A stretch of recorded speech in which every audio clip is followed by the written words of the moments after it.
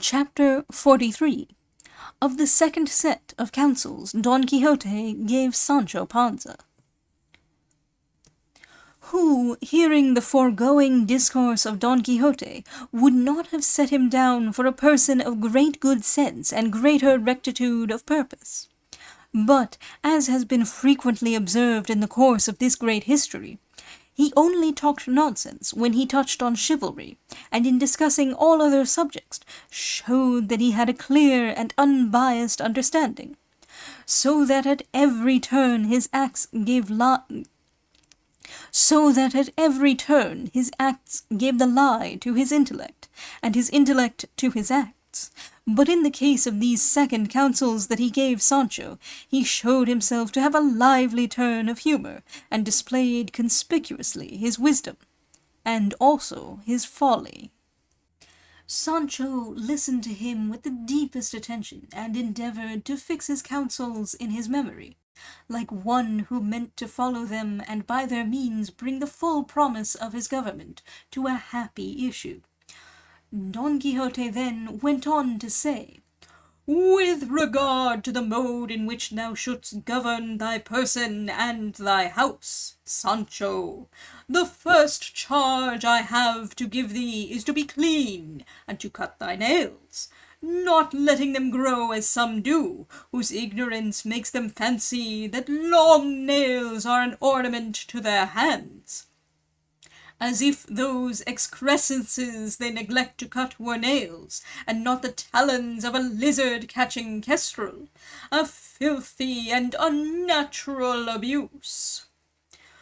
Go not ungirt and loose, Sancho, for disordered attire is a sign of an unstable mind, unless indeed the slovenliness and slackness is to be set down to craft, as was the common opinion in the case of Julius Caesar.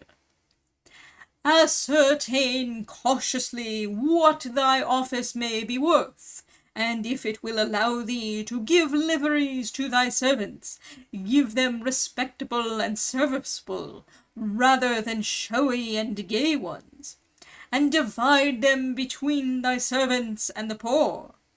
That is to say, if thou canst clothe 6 pages, clothe 3, and 3 poor men, and thus thou wilt have pages for heaven and pages for earth.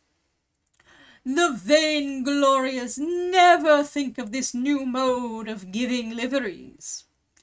Eat not garlic nor onions, lest they find out thy boorish origin by the smell. Walk slowly and speak deliberately, but not in such a way as to make it seem thou art listening to thyself, for all affectation is bad. Dine sparingly, and sup more sparingly still, for the health of the whole body is forged in the workshop of the stomach. Be temperate in drinking, bearing in mind that wine in excess keeps neither secrets nor promises. Take care, Sancho, not to chew on both sides, and not to eruct in anybody's presence." "Eruct?" said Sancho. "I don't know what that means."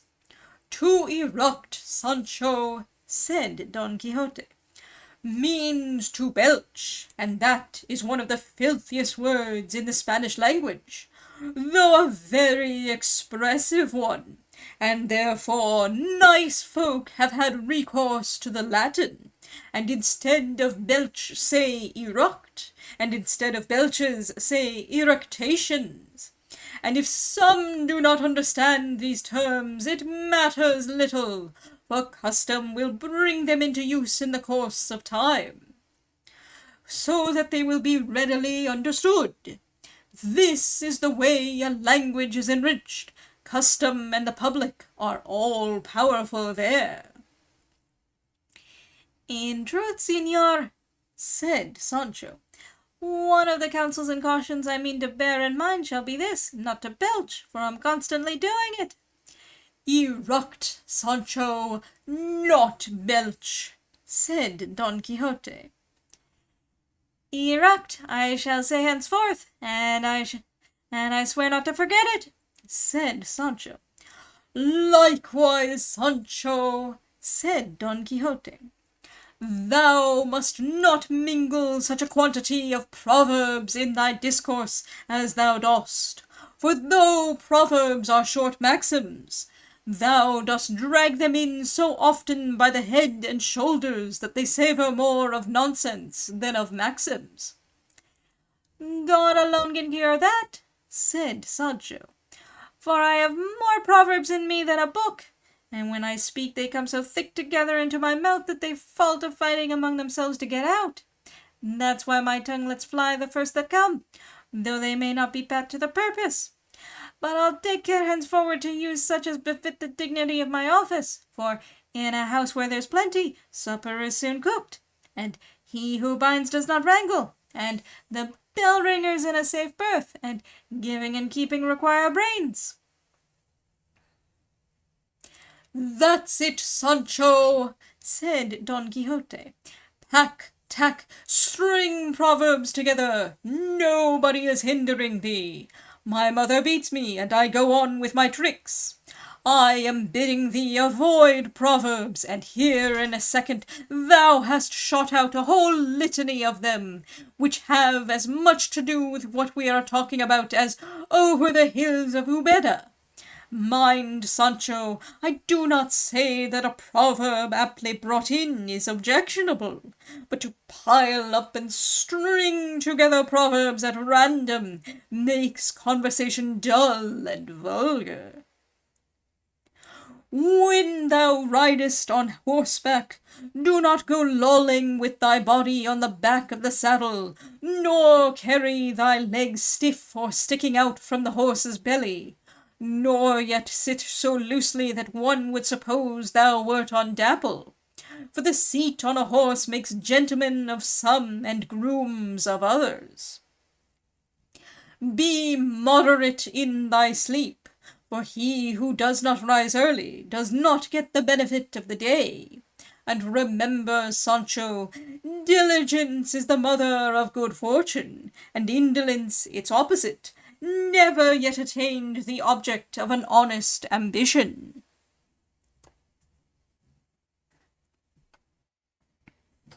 The last counsel I will give thee now, though it does not tend to bodily improvement, I would have thee carry carefully in thy memory, for I believe it will be no less useful to thee than those I have given thee already, and it is this: never engage in a dispute about families, at least in the way of comparing them one with another, for necessarily one of those compared will be better than the other, and thou wilt be hated by the one thou hast disparaged, and get nothing in any shape from the one thou hast exalted. Thy attire shall be hose of full length, a long jerkin, and a cloak a trifle longer. Loose breeches by no means, for they are becoming neither for gentlemen nor for governors. For the present, Sancho, this is all that has occurred to me to advise thee. As time goes by and occasions arise, my instructions shall follow, if thou take care to let me know how thou art circumstanced. Señor, said Sancho, I see well enough that all these things your worship has said to me are good, holy, and profitable. But what use will they be to me if I don't remember one of them? To be sure, that about not letting my nails grow and marrying again if I have the chance will not slip out of my head. But all that other hash, muddle, and jumble, I don't and can't recollect any more of it than the last year's clouds. So it must be given me in writing, for though I can't either read or write, I'll give it to my confessor to drive it into me and remind me of it whenever it is necessary. Ah, sinner that I am, said Don Quixote, how bad it looks in governors not to know how to read or write. For let me tell thee, Sancho, when a man knows not how to read, or is left-handed, It argues one of two things, either that he was the son of exceedingly mean and lowly parents, or that he himself was so incorrigible and ill-conditioned that neither good company nor good teaching could make any impression on him. It is a great defect that thou labourest under, and therefore I would have thee learn at any rate to sign thy name." "I can sign my name well enough," said Sancho, "for when I was steward of the brotherhood in my village, I learned to make certain letters, like the marks on bales of goods, which they told me made out my name. Besides, I can pretend my right hand is disabled and make someone else sign for me, for there's a remedy for everything except death. And as I shall be in command and hold the staff, I can do as I like. Moreover, he who has the alcalde for his father, and I'll be governor, and that's higher than alcalde. Only come and see. Let them make light of me and abuse me. They'll come for wool and go back shorn. Whom God loves, his house is known to him. The silly sayings of the rich pass for souls in the world, and as I'll be rich, being a governor and at the same time generous, as I mean to be, no fault will be seen in me. Only make yourself honey, and the flies will suck you, and as much as thou hast, so much art thou worth, as my grandmother used to say, and thou canst have no revenge of a man of substance."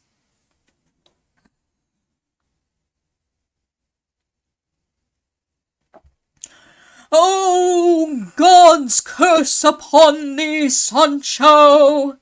here exclaimed Don Quixote. 60,000 devils fly away with thee and thy proverbs! For the last hour thou hast been stringing them together and inflicting the pangs of torture on me with every one of them. Those proverbs will bring thee to the gallows one day, I promise thee.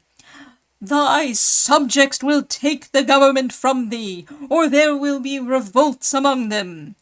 Tell me, where dost thou pick them up, thou booby? How dost thou apply them, thou blockhead? For with me, to utter one and make it apply properly, I have to sweat and labour as if I were digging." "By God, master mine," said Sancho, "your worship is making a fuss about very little. Why the devil should you be vexed if I make use of what is my own? And I have got nothing else, nor any other stock in trade except proverbs and more proverbs. And here are three just this instant come into my head, pat to the purpose and like pears in a basket. But I won't repeat them, for sage silence is called Sancho." "That, Sancho, thou art not," said Don Quixote. "For not only art thou not sage silence, but thou art pestilent prate and perversity. Still, I would like to know what 3 proverbs have just now come into thy memory, for I have been turning over mine own, and it is a good one, and none occurs to me."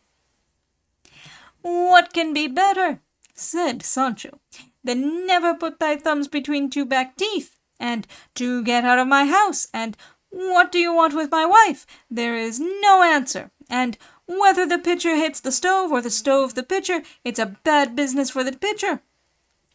All which fit to a hair.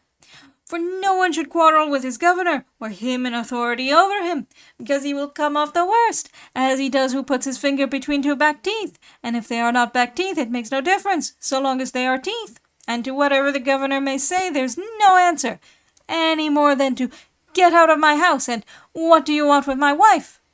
And then, as for that about the stone and the pitcher, a blind man could see that, so that he who sees the mote in another's eye had need to see the beam in his own, that it be not said of himself, the dead woman was frightened as the one with her throat cut.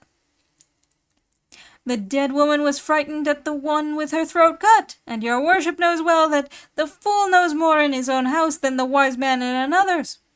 "Nay, Sancho," said Don Quixote, The fool knows nothing, either in his own house or in anybody else's, for no wise structure of any sort can stand on a foundation of folly.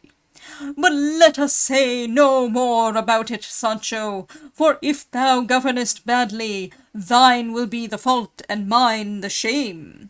But I comfort myself with having done my duty in advising thee as earnestly and as wisely as I could. And thus I am released from my obligations and my promise. God guide thee, Sancho, and govern thee in thy government, and deliver me from the misgiving I have that thou wilt turn the whole island upside down, a thing I might easily prevent by explaining to the Duke what thou art, and telling him that all that fat little person of thine is nothing else but a sack full of proverbs and sauciness. Señor, said Sancho, if your worship thinks I'm not fit for this government, I give it up on the spot, for the mere black of the nail of my soul is dearer to me than my whole body, and I can live just as well, simple Sancho, on bread and onions, as governor, on partridges and capons, and what's more, while we're asleep we're all equal, great and small, rich and poor. But if your worship looks into it, you will see it was your worship alone that put me on to this business of governing, for I know no more about the government of islands than a buzzard, and if there's any reason to think that because of my being a governor the devil will get hold of me, I'd rather go Sancho to heaven than governor to hell. By God, Sancho, said Don Quixote, for those last words thou hast uttered alone, I consider thou deservest to be governor of 1,000 islands. Thou hast good natural instincts, without which no knowledge is worth anything. Commend thyself to God, and try not to swerve in the pursuit of thine main object. I mean, always make it thy aim and fixed purpose to do right in all matters that come before thee, for heaven always helps good intentions. And now let us go to dinner, for I think my lord and lady are waiting for us.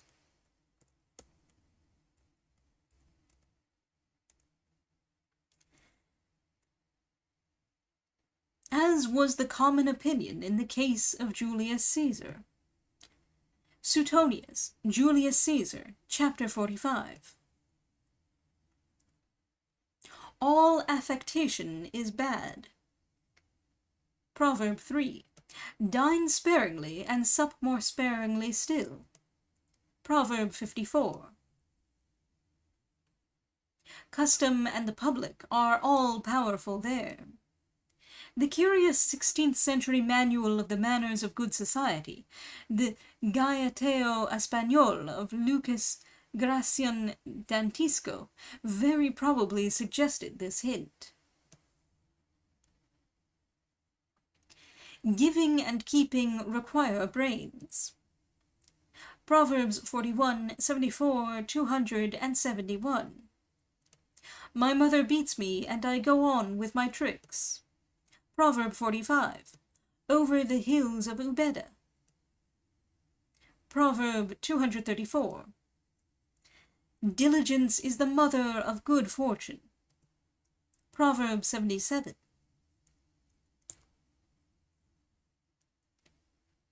There's a remedy for everything except death. Proverb 146.